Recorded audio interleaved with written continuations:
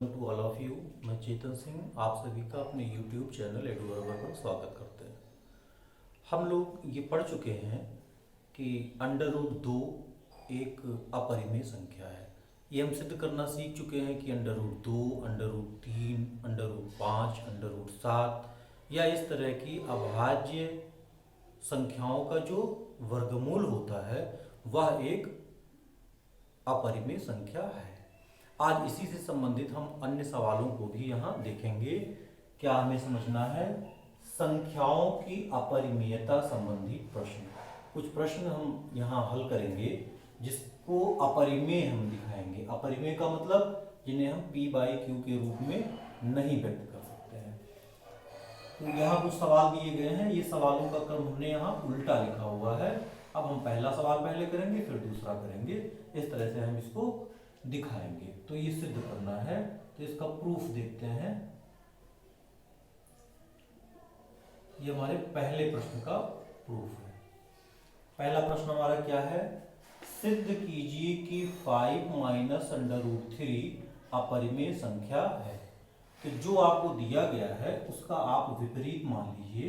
मान लीजिए कि अंडर रूट, एक मिनट, ये है सिर्फ 5 मान लेते हैं। माना 5 माइनस अंडर रूट 3 एक परिमेय संख्या है।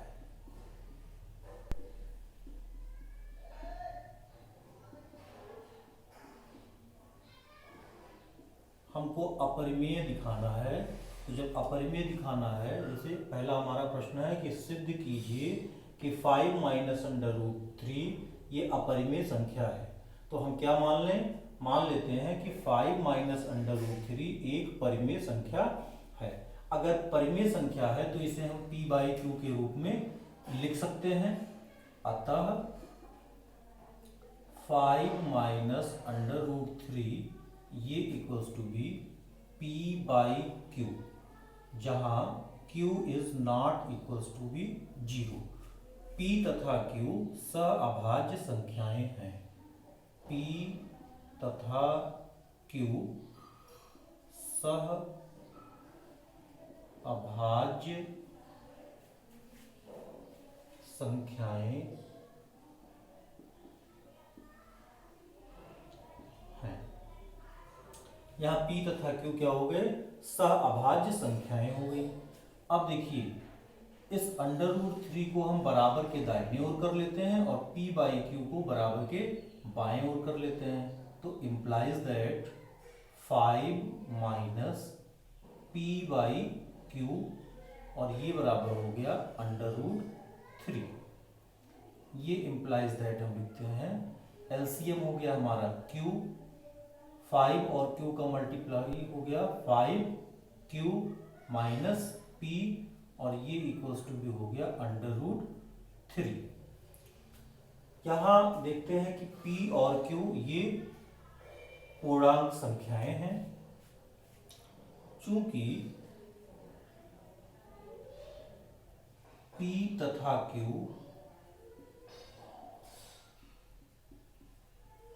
पूर्णांक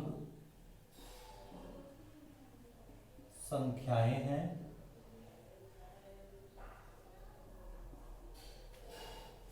अतः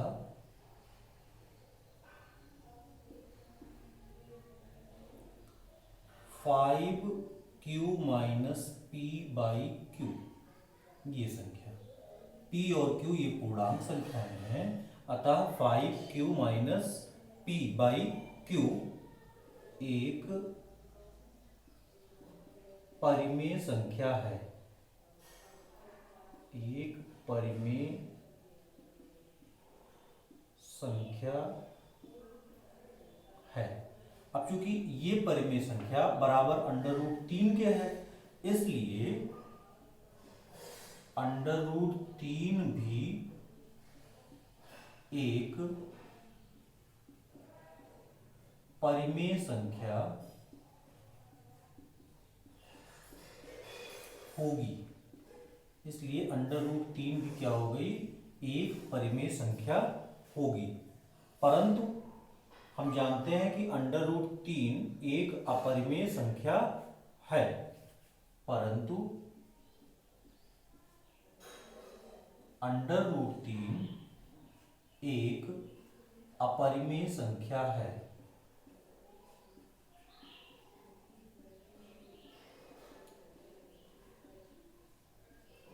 √3 क्या है?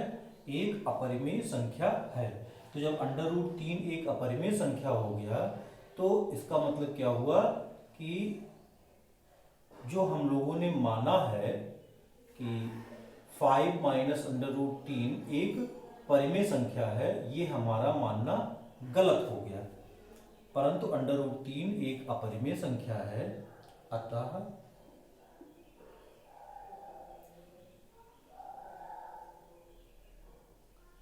हमारा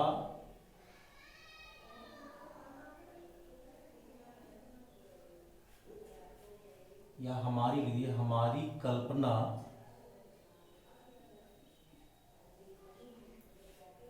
क्या 5 माइनस √3 एक परिमेय संख्या है।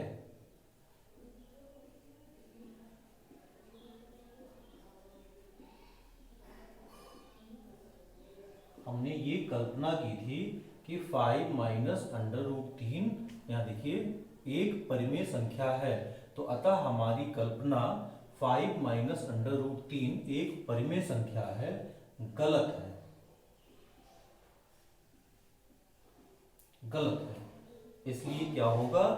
5 माइनस √3 एक अपरिमेय संख्या है, पूरा होगी। इसलिए 5 माइनस √3 एक अपरिमेय संख्या होगी। एक बार इसे हम फिर से देख लेते हैं, बहुत आसानी के साथ हम इसको प्रूव कर सकते हैं। सिद्ध कीजिए कि 5 माइनस √3 एक अपरिमेय संख्या है।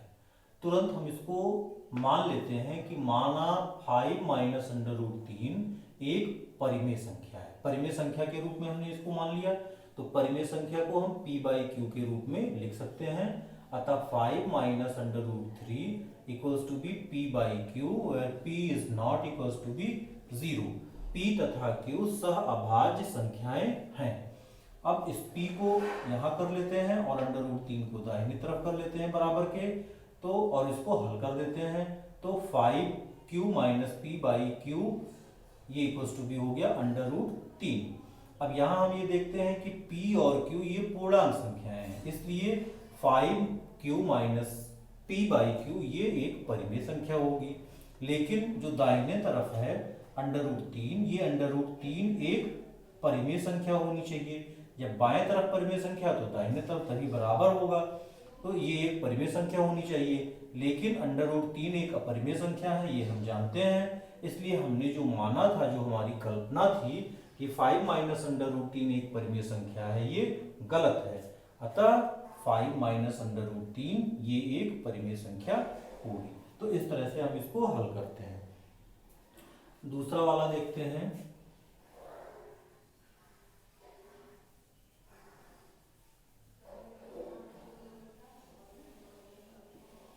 इसी तरह से हम सारे प्रश्नों को हल करेंगे और इसको बढ़िया से हम लोग समझ लेते हैं, ये एग्जाम के लिए भी महत्वपूर्ण होता है। तो दूसरा वाला है हमारा, सिद्ध कीजिए कि 3√2 ये अपरिमेय है। तो दूसरे का हम प्रूफ देखते हैं, तुरंत मानते हैं, माना 3√2 एक परिमेय संख्या है।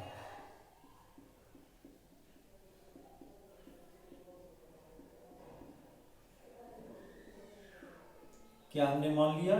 3√2 यहाँ एक अपरिमेय संख्या में सिद्ध करना है। मान लिया हमने कि 3√2 एक परिमेय संख्या है। तो जब ये परिमेय संख्या है तो इसे हम किस रूप में लिख सकते हैं? p/q के रूप में लिख सकते हैं। तो 3√2 ये इक्वल्स टू बी p/q, जहाँ q is not equals to be 0। p तथा q सहअभाज्य संख्याएं हैं।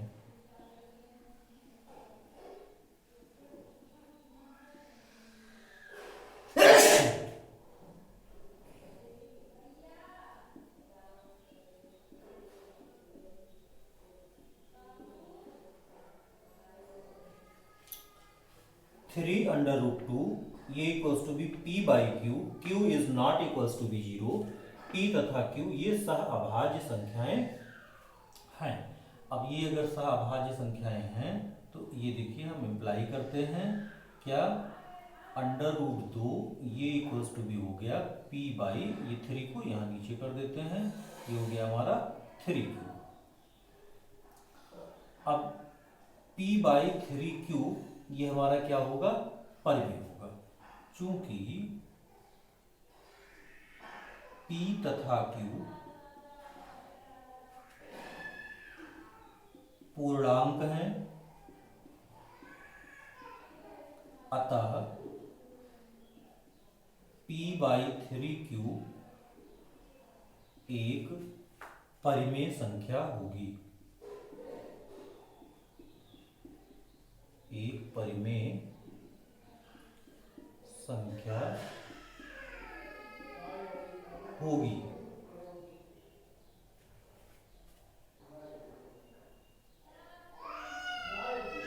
परंतु अंडर रूट दो ये एक अपरिमेय संख्या है,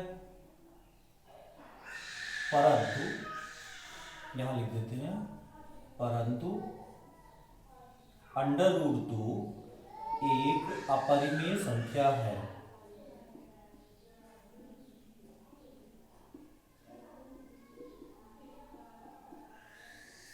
अंडर रूट दो क्या है, एक अपरिमेय संख्या है। ये हमारा दाहिनी तरफ वाला p बाई थ्री क्यू ये एक परिमेय संख्या है, और अंडर रूट दो ये हम जानते हैं कि ये एक अपरिमेय संख्या है। अतः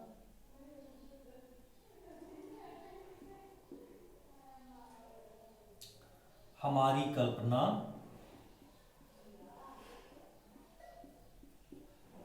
क्या, हमारी कल्पना थी थ्री अंडर रूट दो एक परिमेय संख्या है, ये हम लोगों ने माना था कि थ्री अंडर रूट दो एक परिमेय संख्या है, ये हमारी कल्पना थी, यह गलत है,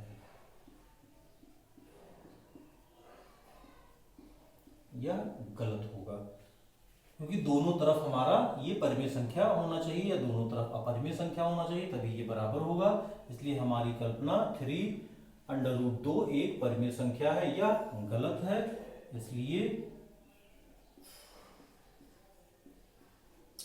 थ्री अंडर रूट दो एक अपरिमेय संख्या है।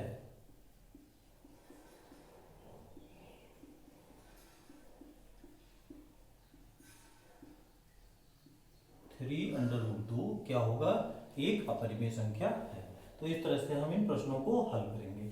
आइए तीसरा इसी तरह से देखते हैं। अब आसान लग रहा होगा, बहुत आसानी के साथ इसको समझा जा सकता है।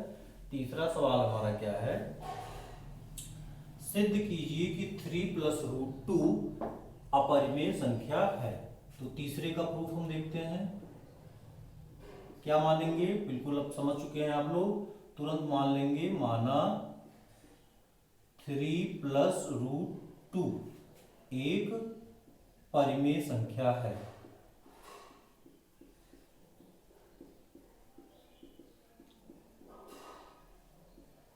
तुरंत हम लोगों ने माना कि थ्री प्लस रूट टू एक परिमेय संख्या है।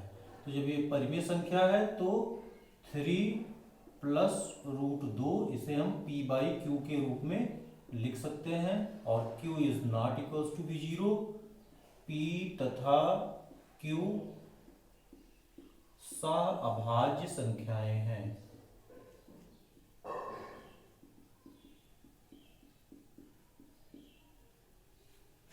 p तथा q सहअभाज्य संख्याएं हैं। इसको सरल कर लेते हैं, इम्प्लाइज दैट कर लेते हैं, p बाई क्यू को बाएं तरफ ले आते हैं, माइनस हो गया, three minus p by Q हो गया, और ये बराबर हो गया अंडर रूट 2। चलो इस तरह से ना लिखें, इस तरह से लिख लेते हैं, p बाई क्यू, 3 को दाहिने तरफ कर लेते हैं, -3 हो गया, और ये बराबर हो गया अंडर रूट 2। इसे हम क्या लिख सकते हैं, this implies p minus 3q by q, और ये equals to B under root 2। चूंकि p तथा q पूर्णांक हैं, अतः p minus 3q by Q एक परिमेय संख्या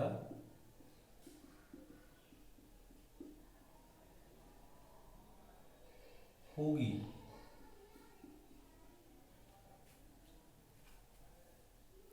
इसलिए अंडर रूट 2 भी एक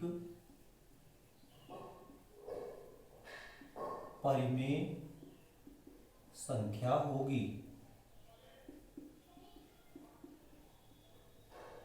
परंतु अंडर रूट 2 एक अपरिमेय संख्या है।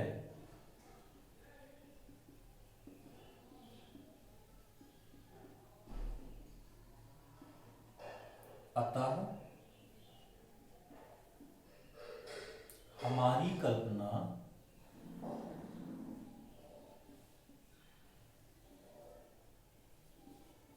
क्या हमने माना था कि 3 प्लस अंडर रूट 2 एक परिमेय संख्या है।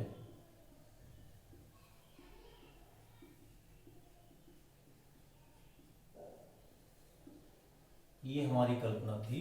अतः हमारी कल्पना 3 प्लस रूट 2 एक परिमेय संख्या है गलत है।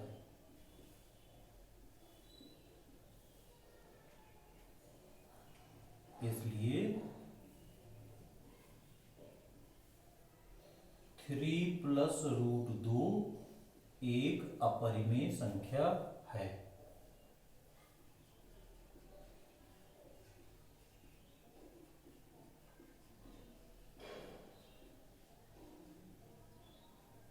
सारे सवाल एक ही तरह से लगने हैं।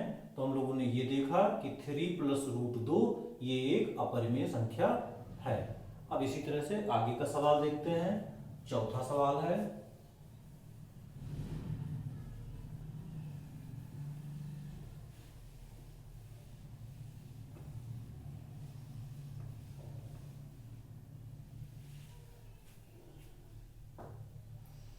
चौथा है सिद्ध कीजिए कि 2 रूट 3 माइनस 1 ये अपरिमेय संख्या है।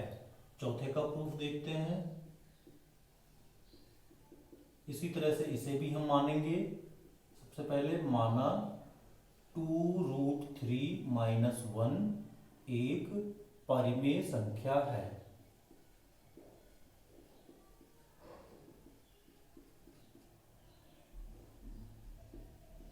सबसे पहले मान लिया कि 2 रूट 3 माइनस 1 एक परिमेय संख्या है। तो 2 रूट 3 माइनस 1 अगर ये परिमेय संख्या है तो इसे p बाई क्यू के रूप में लिखेंगे। q is not equal to be 0।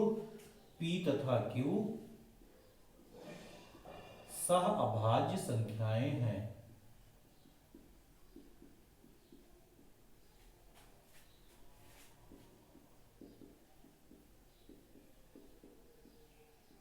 p तथा q ये सह अभाज्य संख्याएं हैं। देखिए ये इंप्लाइज करता है, क्या हम लिख सकते हैं, इस 1 को बराबर के उस तरफ कर देते हैं तो p बाई क्यू प्लस 1, और ये बराबर कितना हो गया 2 रूट 3। ये इंप्लाइज कर रहा है p plus Q by Q, ये equals to B 2 root 3। This implies p plus Q by 2 को यहाँ कर लेते हैं 2q, ये equals to B under root 3। चूंकि p तथा q पूर्णांक हैं,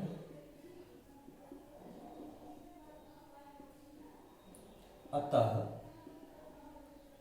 p plus Q by 2q एक परिमेय संख्या होगी।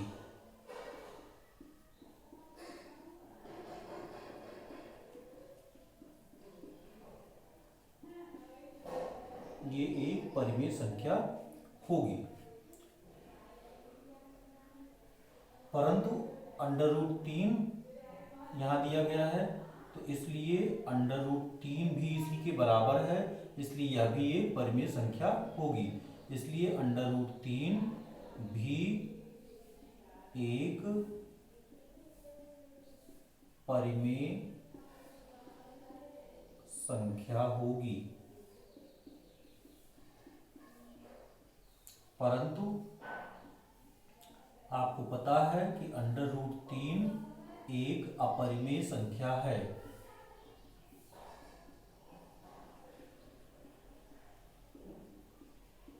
परंतु √3 एक अपरिमेय संख्या है। अतः अब ये आपका अपरिमेय हो गया, ये परिमेय हो गया, तो हमारा मानना गलत हो गया, हमारी कल्पना गलत हो गई। अतः हमारी कल्पना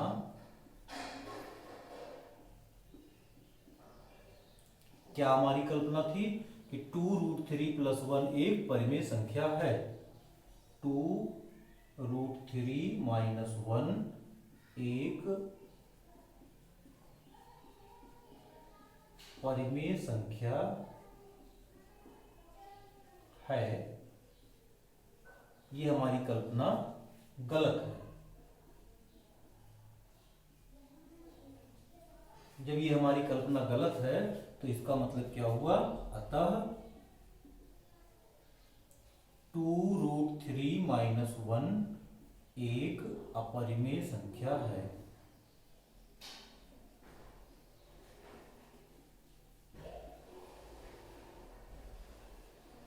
एक अपरिमेय संख्या है। इस तरह से हम अपरिमेयता ये सिद्ध करेंगे। फिर अगला सवाल देखते हैं। अगला सवाल है आपका पांचवा सवाल। पांचवा सवाल में देखिए दोनों अंडर रूट दिए गए हैं, ठीक है, इसलिए थोड़ा सा इसको भी हम ध्यान से देखते हैं। यहाँ इसको हल करने का वही प्रोसेस रहेगा। पांचवें का प्रूफ देखते हैं। पांचवें का प्रूफ आपको दिखाना है कि √2 + √3 एक अपरिमेय संख्या है, तो हम लोग मानेंगे, माना √2 + √3 एक परिमेय संख्या है।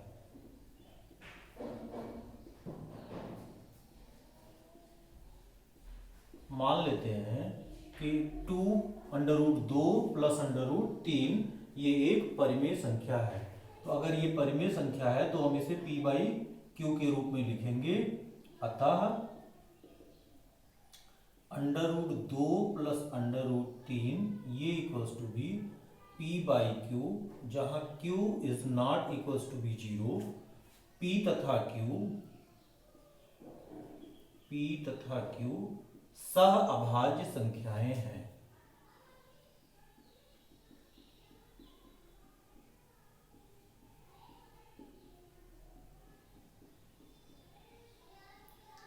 p तथा q ये सह अभाज्य संख्याएं हैं। अब चाहे आप √2 को या √3 को, किसी एक को आप दाहिने तरफ कर दीजिए, तो ये इंप्लाइज करता है, मान लीजिए हमने 3 को ही कर दिया, तो √2 ये = भी हो गया p/q - √3। अब ये इंप्लाई करिए, दोनों तरफ का आप वर्ग कर दीजिए। जब वर्ग करेंगे, यहां लिख देते हैं, वर्ग करने पर यही चीज यहां ध्यान देना होगा। यहां हम इसके आगे हल नहीं कर सकते सामान्य, जिस तरह से अन्य प्रश्नों को हमने किया है, इसलिए यहां क्या करना होगा? वर्ग करना होगा। तो वर्ग कर दीजिए, √2 का वर्ग 2, ये a + b का होल स्क्वायर हो गया, तो p/q - √3 का आप होल स्क्वायर लिख दीजिए। This implies 2 equals to be p square by q square plus under root 3 का वर्ग, अंडर रूट 3 का वर्ग हो गया आपका 3 माइनस 2 और इन दोनों का मल्टीप्लिकेशन, तो 2 रूट 3 पी बाई क्यू। अब इसको थोड़ा सा हल करते हैं। दिस इम्प्लाइज, देखिए ये पूरी वैल्यू को बाएं तरफ ले आते हैं, तो हो गया हमारा positive 2 root 3 p by q. आपका क्या बचा, p square by q square, ये प्लस 3 और इसको दाहिने तरफ ले आते हैं तो माइनस 2। दिस इम्प्लाइज, आप देखिए 2 रूट 3 पी बाई क्यू ये equals P square by q square और प्लस 1। अब थोड़ा सा इसको और सरल करते हैं, 2 रूट 3 पी बाई क्यू ये equals P square plus Q square by, ये आपका हो गया क्यू स्क्वायर। यहाँ से एक क्यू से ये कैंसिल हो जाएगा और देखते हैं, यहां लिख देते हैं दिस इम्प्लाइज अंडर रूट 3, बाएं तरफ हम सिर्फ अंडर रूट 3 लिख देते हैं। आपका ये क्यू इस एक क्यू से कैंसिल हो गया, 2 को नीचे कर देते हैं और p को, हाँ ये 2 और p भी, 2 और p ये दोनों आपका नीचे हो जाएगा, तो ये इक्वल्स टू भी हो गया हमारा P square plus Q square by 2 P Q.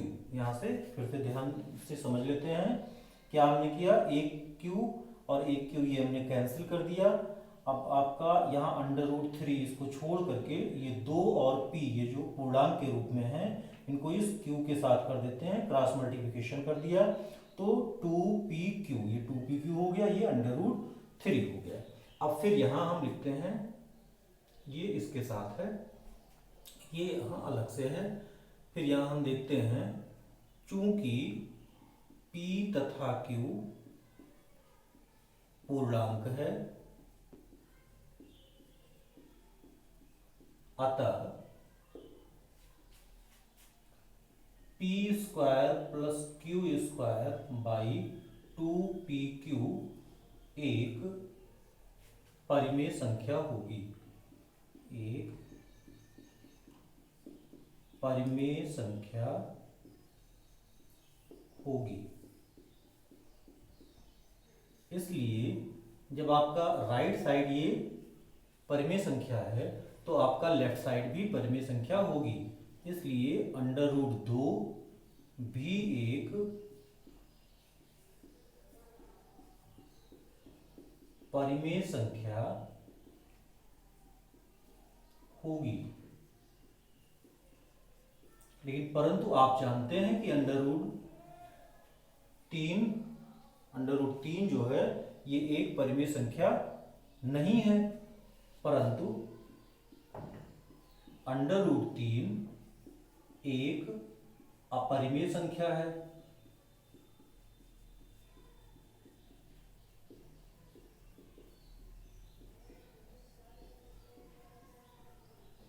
अतः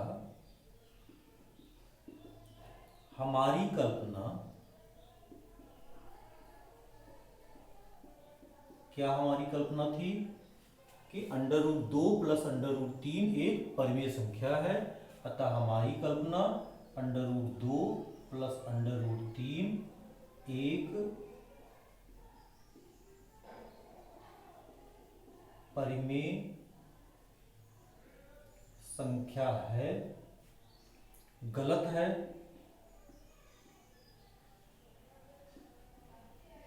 इसलिए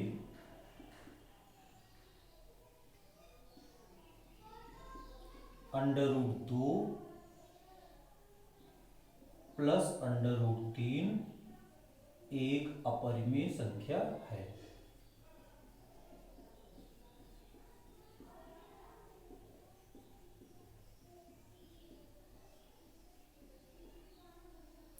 इस तरह से आप इस तरह से दी हुई संख्याओं की अपरिमेयता सिद्ध कर सकते हैं।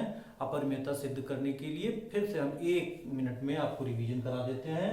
जो भी आपको अपरिमेय सिद्ध करना है उसे आप परिमेय मान लीजिए, उसे पी बाई क्यू के रूप में लिखिए, उसे हल कर लीजिए।